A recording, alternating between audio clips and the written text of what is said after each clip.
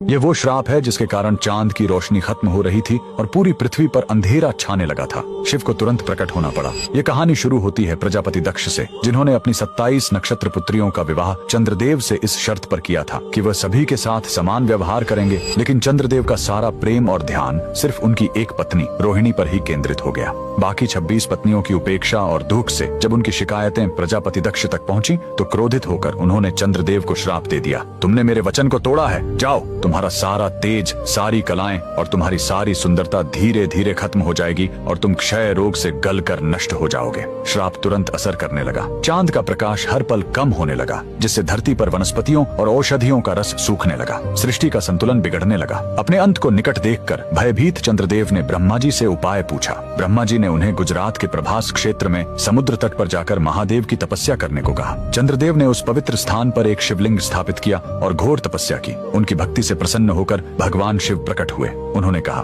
मैं दक्ष के श्राप को पूरी तरह खत्म तो नहीं कर सकता, लेकिन उसका प्रभाव कम कर सकता हूँ। शिव ने वरदान दिया, तुम कृष्ण पक्ष में 15 दिन क्षीण होगे, लेकिन शुक्ल पक्ष में 15 दिन फिर से पूर्ण हो जाओगे। उन्होंने चंद्र को अपने मस्तक पर धारण कर लिया और चंद्रशेखर कहलाए। और जिस ज्योतिर्लिंग की चंद्र ने पूजा की थी वो सोमनाथ, सोम यानी चंद्र के नाथ के नाम से प्रसिद्ध हुआ। और यही सोमनाथ मंदिर भारत का पहला ज्योतिर्लिंग आज भी गुजरात के वेरावल में उसी समुद्र तट पर शान से खड़ा है, जहाँ चंद्रदेव ने श्राप से मुक्ति पाई थी। लेकिन रुकिए, इस मंदिर का एक और रहस्य है। यहाँ मौजूद बाण स्तंभ यह बताता है कि यहाँ से लेकर दक्षिणी ध्रुव तक समुद्र के रास्ते में कोई जमीन नहीं है। भगवान शिव के भक्त कमेंट में हर हर महादेव जरूर लिखें।